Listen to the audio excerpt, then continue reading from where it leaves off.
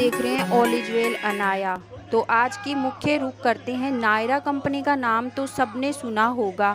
Naira company जो कि SR का ही पेट्रोल पंप का नाम बदलकर नायरा कर दिया गया है। अब ये कंपनी ये पंप कई दिनों से रेटें बढ़ने के कारण या अदर कारणों से बंद पड़े हैं। तो इसमें डीलर का कहना है, जो नायरा डीलर है उनका कहना है, नायरा कंपनी की कपटपूर्ण नीतियों के कारण नायरा पेट्रोलियम डीलरों को धोखा दिया जाता है और दिवालिया कर दिया जाता है।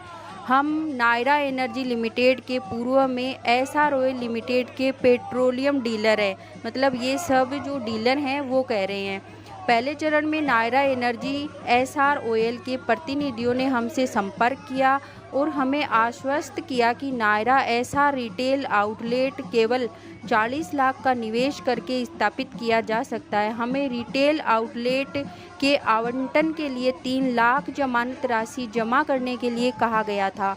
एक डीलर के रूप में नायरा से लेटर ऑफ आउटमेंट मिलने के बाद हमने रिटेल आउटलेट स्थापित करने में निवेश करना शुरू किया, लेकिन अंततः बुनियादी ढांचे के नाम पर फ्रेंचाइजी डीलरों को लगभग 1.5 करोड़ से 2 करोड़ रुपए अतिरिक्त खर्च करने पड़े।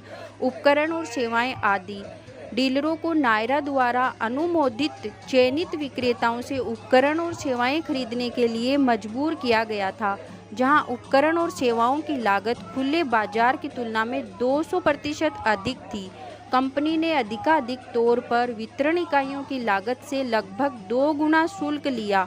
ऐसा लगता है कि कंपनी ने अधिकाधिक तौर पर उपकरणों के आपूर्तिकर्ताओं से कमीशन ले लिया है। इसके अलावा बिजनेस डेवलपमेंट टीम यानी कंपनी के कर्मचारियों ने ऑर्डर लेने के लिए वेटरों से मोटी रकम इकट्ठी की और वह खर्च भी डीलरों ने ही वहन किया। नायरा एनर्जी की भ्रष्ट कर्मचारियों और कपटपूर्ण नीतियों के कारण रिटेल आउटलेट स्थापित करने में हमारा निवेश 1.5 करोड़ से 2 करोड़ तक पहुंच गया। ये जो डीलर हैं उनका कहना है। रिटेल आउटलेट के उद्घाटन के समय तक डीलर दिवालिये हो जाते हैं। मार्च 2022 में नायरा ने पूरे भारत में खुदरा दुकानों में ईंधन की आपूर्ति बंद कर दी, लेकिन कंपनी ने अधिकाधिक तौर पर इसकी घोषणा नहीं की।